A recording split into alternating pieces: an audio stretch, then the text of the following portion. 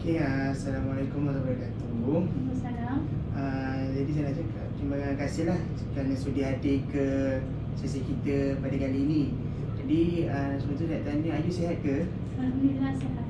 Alhamdulillah. Jadi sebelum tu saya nak tanyalah, sejak daripada sesi kita yang pertama sebelum ni, macam mana keadaan Ayu sekarang? Apa yang boleh saya kongsikan, yang keadaan saya masih sama, tak ada apa yang berubah walaupun kita dah buat sesi yang pertama. Saya rasa yang keadaan rumah tangga saya masih lagi sama. Suami saya tak ada perubahan dalam macam cuba untuk faham saya macam tu. Maksudnya Ayu punya perasaan tu daripada Ayu rasa macam mana? Saya rasa kadang-kadang letih bila kita berada dalam satu rumah, tapi rasa macam duduk sorang-sorang. Walaupun kita cuba nak borak, dia tak layan. Rasa macam penat lah. Kau yakin ke kaunselor tu faham kau? Dia tak kahwin pun lagi. Kau pasti dia faham kau.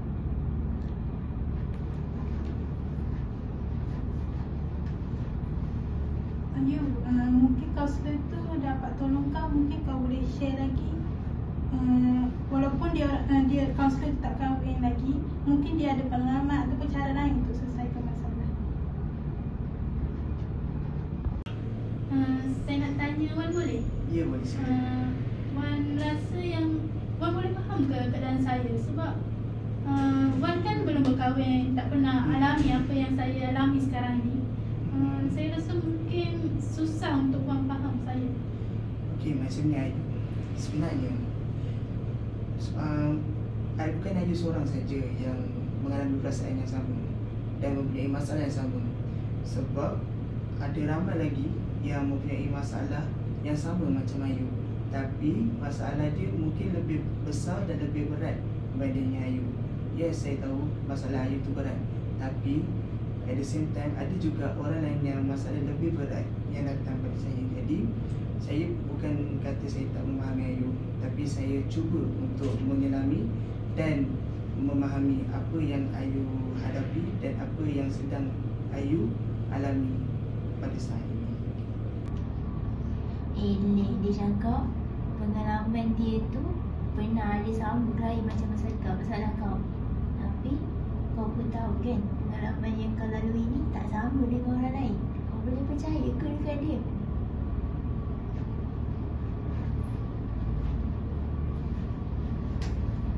Mungkin kau boleh percaya dekat dia, Ayu, sebabnya dia dah cakap yang dia ada pengalaman sebelum ni dan dah bantu orang lain. Mungkin dengan cara tu dia pun dapat bantu kau juga. Okey, baik. Ayu, boleh tak Ayu ceritakan secara lebih detail lah apa yang terjadi kepada Ayu dan suami Ayu? Apa yang terjadi sebenarnya,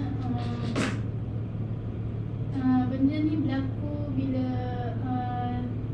3 bulan selepas perkahwinan kami lah. Pada awal tu saya nampak yang husband saya busy. Dia banyak kerja, balik pun lewat. Lepas tu pada awalnya saya okey je. Tapi bila lama-lama tu saya rasa yang dia semakin tak layan saya. Bila saya bercakap pun asyik main phone je, tak dengar apa yang saya cuba untuk berborak lah. Lagi kadang-kadang bila time makan pun, bila saya panggil patut endah je. Tu yang buatkan saya rasa macam penat, rasa macam kenapa yang husband saya jadi macam ni? Dah tak sayang saya ke, ataupun mungkin dia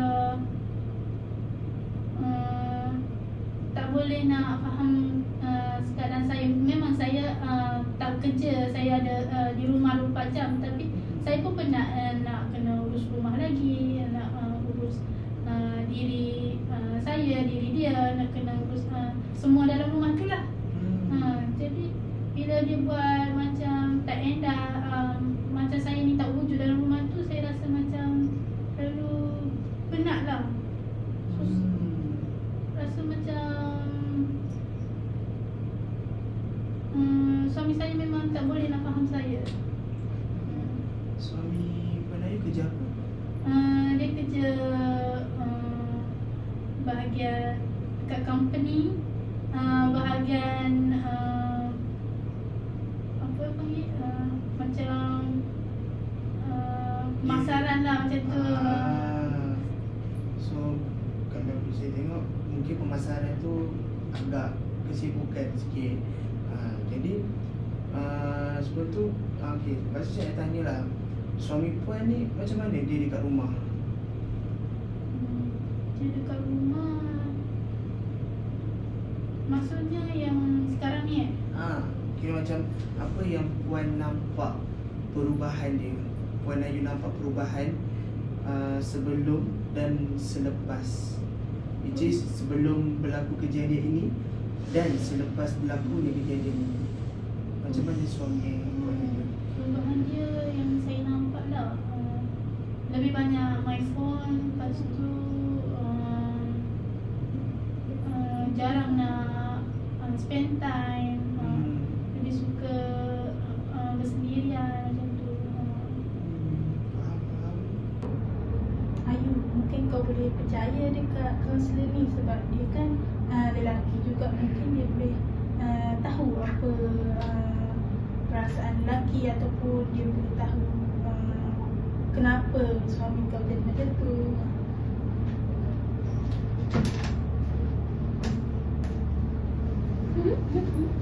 Tak payahlah, dan nama lelaki mesti sama kamu.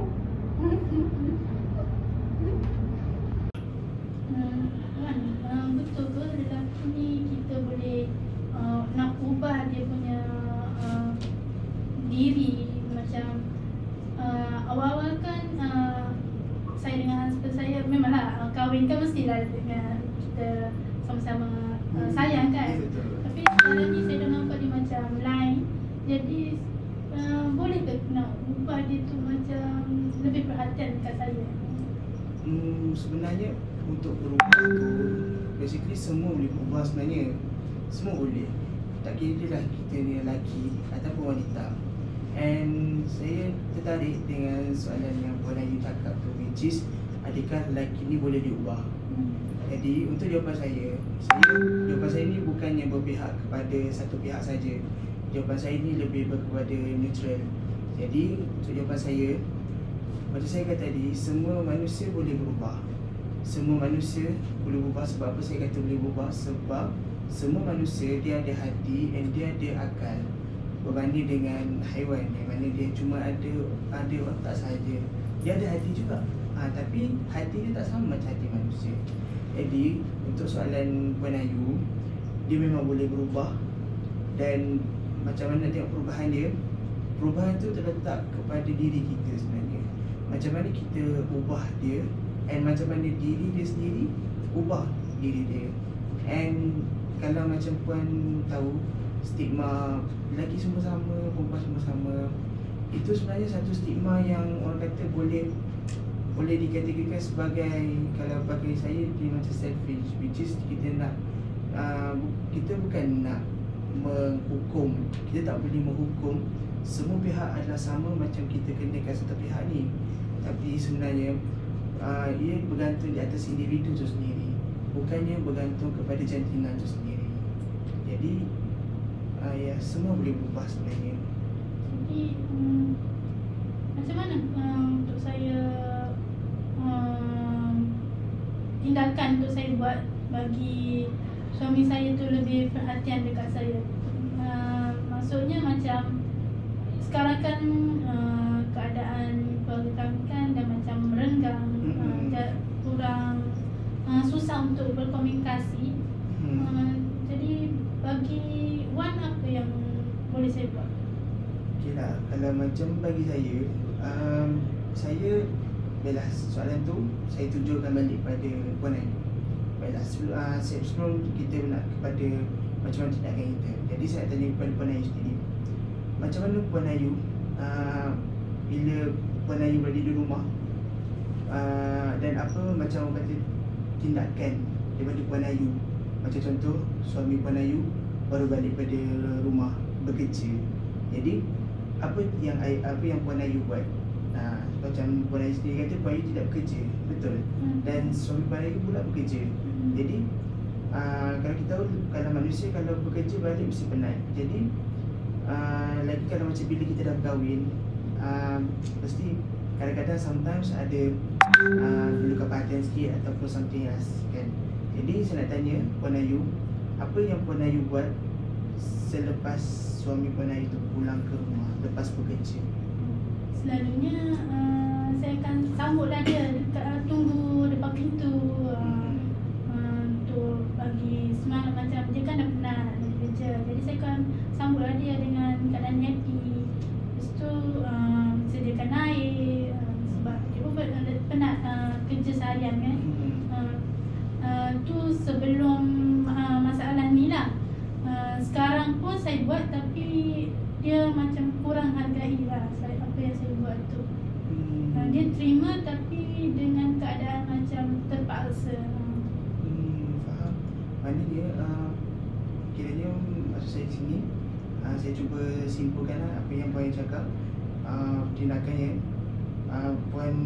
suami Puan balik rumah and Puan sambut dia macam biasa, tapi at the same time suami Puan ni dia menerima dan dia melayan Puan Ayu, tapi dalam masa sama dia seperti terasa seperti macam terpaksa kan. Jadi perasaan terpaksa itulah yang kita nak buang sebenarnya. Jadi sebelum tu saya nak tanya jugalah pada Puan Ayu sendiri, adakah Puan Ayu betul-betul memahami keadaan suami Puan Ayu, ataupun Puan Ayu cuba untuk maksud saya macam, adakah Puan Ayu hanya memahami kerja dia, ataupun adakah Puan Ayu memahami kerja dan diri dia? Dia nak suruh kau faham pula. Kenapa kau nak kena faham orang? Orang nak kena faham kau. Betul ke tak kau semua ni?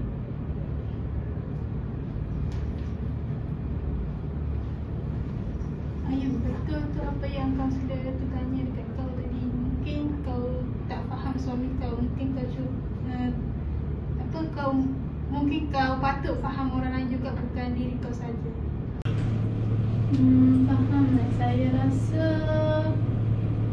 bagi saya lah, saya ada faham suami saya. Mungkin dalam saya ceritakan lah, dalam rutin harian saya, waktu pagi saya akan bangun awal untuk siapkan sarapan sebelum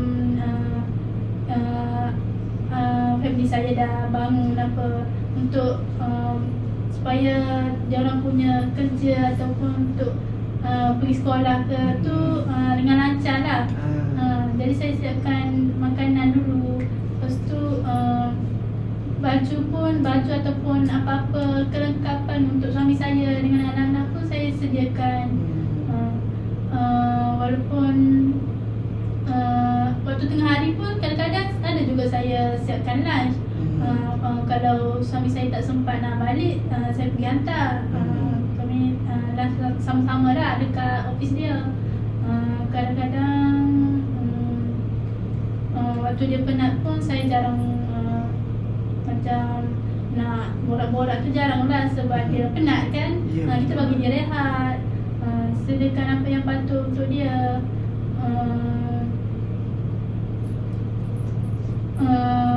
Kami pun ada juga solat sama-sama, adalah spend time sama-sama untuk cuba saling memahami. Macam kalau dia ada masalah di tempat kerja ke apa-apa, saya cuba dengar apa yang dia kongsikan. Walaupun saya pun kadang-kadang ada masalah saya sendiri, saya cuba untuk faham keadaan suami saya. Sebab dia kan ketua keluarga, ada banyak tanggungjawab. Saya tak membebankan hidup dia lah. Semua tugas dekat rumah pun saya juga yang buat.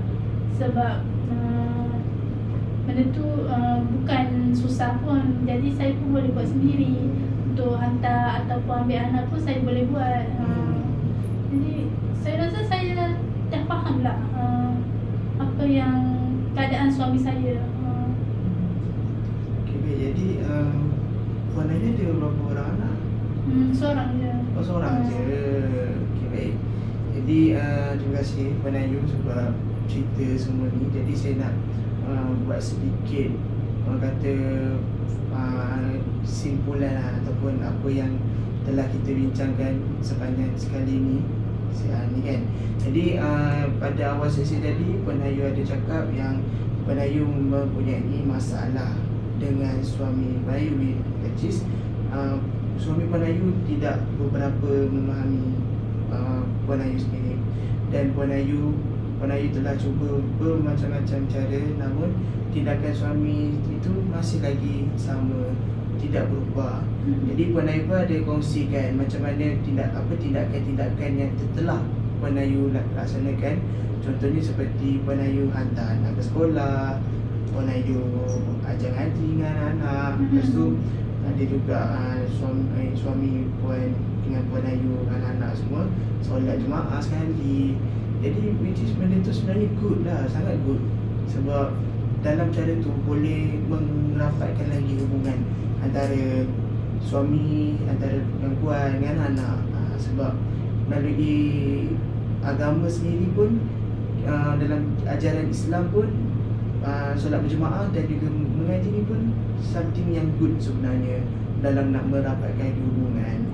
Jadi sebelum tu, sekarang ni kita back balik kepada isu yang telah Puan Ayu bawakan ke sini, which is masalah dengan suami Puan Ayu. Jadi di sini Puan Ayu mengatakan yang dia tak ada masa. Jadi kalau saya boleh ringkaskan, sebenarnya Puan Ayu ni memerlukan juga perhatian daripada suami, betul. Jadi betul, saya nak tanya kepada Puan Ayu lah, ada tak Puan Ayu pernah berbincang ataupun kalau dalam istilah Englishnya deep talk, kalau dah kahwin ni pillow talk dengan suami Puan Ayu? Pernah tak Puan Ayu buat benda tu? Ataupun pernah tak plan, macam contoh, sebagai contoh, tengah makan, bincang tengah makan, ataupun tengah family time, tengah ada kat ruang tamu, tengah TV apa semua, bincang time tu? Ada tak Puan Ayu buat benda tu? Ada betul juga apa yang kau selalu cakap.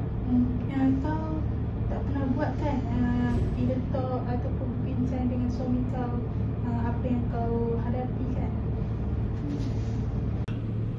Saya rasa saya tak pernah lagi ada deep talk ataupun pillow talk dengan husband saya. Sebab saya rasa bila saya tak mampu untuk luahkan apa yang saya rasa.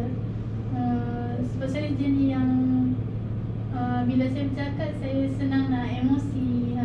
Saya takut benda tu jadi lebih besar. Saya cuma diamkan je apa yang saya rasa, apa yang saya tak puas hati dengan husband saya. Kadang-kadang bila ada masalah pun, husband saya dulu yang akan cuba untuk ada komunikasi, cuba untuk selesaikan lah. Jadi bila masalah ni, saya rasa saya tak boleh nak komunikasi lagi dengan dia. Mungkin dia pun belum sedaku apa yang saya rasa terhadap keadaan sekarang ni. Faham. Jadi sebenarnya kat sini saya nampak lah punca dia kat situ, which is Puan Ayu tak cuba untuk berkomunikasi. Sebenarnya baik saya beritahu Puan Ayu lah, sebenarnya dalam perkahwinan ni isu komunikasi ataupun isu deep talk ni semua adalah isu yang sangat common sebenarnya dalam rumah tangga. Sebab dalam rumah tangga komunikasi ni sangat penting. Sebab kita duduk sebumbung, kita duduk serumah. Jadi kalau ada kesilapan ataupun ada kesalahfahaman antara Puan Ayu dengan suami Puan Ayu sendiri, eloklah kalau Puan Ayu berbincang. Sebab kalau Puan Ayu tidak berbincang, Puan Ayu tidak berkomunikasi, jadi sampai bila-bila penayu pun suami penayu apa saya, suami penayu tidak memahami penayu and dia tak nampak masalah yang berlaku penayu. Jadi kat sini the point is communication. Apa-apa pun kalau kita lihat balik, kita daripada perspektif kita sendiri, komunikasi tu memang sangat-sangat penting lah dalam kehidupan kita. Sebab kalau kita tak berkomunikasi dengan orang ataupun kita tak berbincang sesuatu masalah tu dengan orang, sampai bila orang takkan faham apa masalah kita sebenarnya. Jadi dekat sini saya beri saranan berbahayu lah untuk cuba berbincang dengan suami penayu. Sebab saya pasti dan saya yakin sebab kita kat dalam dunia ni kita ada 24 jam, dan saya pastilah saya yakin dalam masa 24 jam takkan tak ada sejam ataupun 2 jam yang dia free. Macam contoh, kalau suami penayu bukannya bekerja 24 hours, betul. Jadi masa dah balik rumah tu, dah jemput suami balik rumah, makan ajalah makan, ataupun macam contoh kalau balik petang pun dia buat minum petang. Jadi and masa-masa orang kata family time lah, masa family time tu boleh berbincang sebenarnya. Ataupun kalau risau ada anak, saya nak tanya, anak dah besar ke? Anak baru 7 tahun. Anak 7 tahun, okey. Kalau tak nak melibatkan anak dalam perbincangan tu pun, dia macam suruh anak tidur dulu ke, ataupun kalau macam family time, kata rumah penayu ni ada kolam contoh, bagilah anak main kolam. And masa tengok-tengok main kolam, kita dah discuss dulu. Sebab saya yakin sebenarnya suami penayu ni sebenarnya dia faham sebenarnya penayu. Dia faham sangat-sangat. Sebab suami ni dia ada naluri dia juga, naluri isteri. Saya tipulah kalau saya kata yang suami penayu ni sayang penayu. Sebenarnya dia sayang sangat penayu. Cuma di kat sini berlakunya miscommunication sebenarnya antara penayu dengan suami penayu. Jadi di kat sini saya beri task lah, kira macam task kepada penayu. Untuk penayu balik nanti lepas dari sesi kita ni, penayu balik, penayu bincang semula, berbincang. Ataupun kalau tak nak, takut ada anak, boleh juga macam sebelum tidur. Adakah sebetulnya tanya anak tidur dengan anda ke tak kan? Ada bilik asing. Bilik asing. Jadi sebelum tidur tu boleh lah berbincang. Ataupun saya tadi in terms of pillow talk, sebelum nak tidur tu bincang baik-baik. Sebenarnya tak ada apa-apa pun, dia tak kata dia apa-apa, sebab tak ada gaduh apa. At least orang kata faham each other tu peranan masing-masing. And then saya rasa balik ni penayu boleh cubalah berbincang dengan penayu tu semula. Okey. Lek, bagi saranan pula cadangan kau berbincang dengan husband kau. Boleh pakai ke idea dia ni weh? Saya fikir mungkin saya boleh lah untuk berbincang dengan husband saya. Sebelum ni saya dah fikir, tapi saya belum ada keberanian lah untuk ada TikTok dengan dia. Mungkin lepas pada sesi ni saya akan cubalah.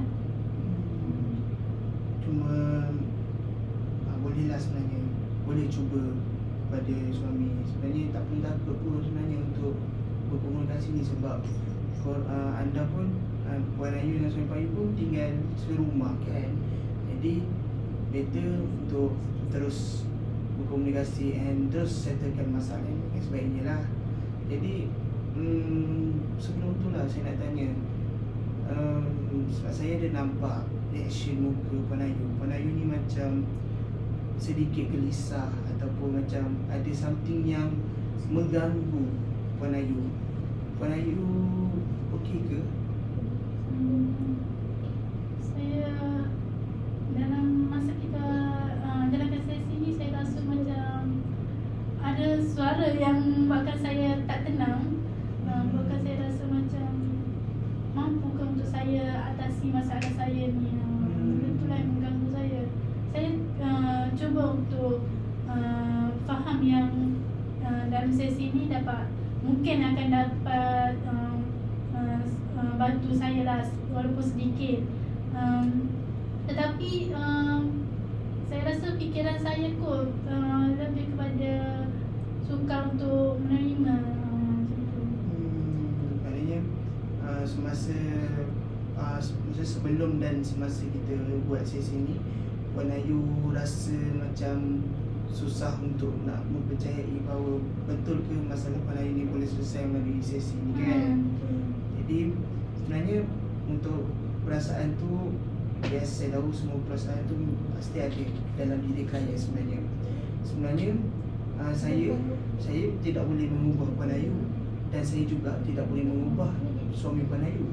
Tapi macam mana boleh berubah ni seseorang tu adalah melalui diri dia sendiri. Macam mana diri Puan Ayu berubah dan macam mana suami Puan Ayu tu berubah sebenarnya. Saya ni hanya orang kata sebagai penghubung saja, ataupun orang kata as your listener or supporter untuk membantu Puan Ayu untuk berfikir ataupun rasional tentang apa yang Puan Ayu patut buat sebenarnya. Saya tidak dapat apa-apa. Saya hanya menjalankan tugas untuk membantu. Saya bukannya pengubah, tapi saya hanya membantu. Jadi saya cuba untuk bantu Puan Ayu sedikit yang mana saya mampu untuk Puan Ayu untuk settlekan masalah Puan Ayu sebenarnya. Sebenarnya perasaan ni semua klien pernah alami sebenarnya, perasaan yang contohnya macam susah untuk percaya kalau sendiri betul ke tidak, betul ke ni rahsia sebenarnya. Sebenarnya semua perasaan tu boleh, perasaan tu semuanya ada. Cuma macam mana diri individu tersebut handle perasaan tersebut, macam mana diri Puan Ayu mengawal perasaan tersebut. Jadi kalau Puan Ayu rasa yang mana terbaik, Puan Ayu ikut jalan itu. Saya tidak boleh ubah apa-apa. Aku dah boleh percaya dekat kaunselor ni. Apa yang dia beritahu tadi pun macam ada betul juga. Mungkin aku boleh cuba untuk ubah persepsi aku terhadap kaunselor, ataupun boleh ubah diri aku menjadi lebih baik lah. Dan aku boleh minta pendapat lagi dengan kaunselor ni, ataupun berjumpa lagi dengan dia lah.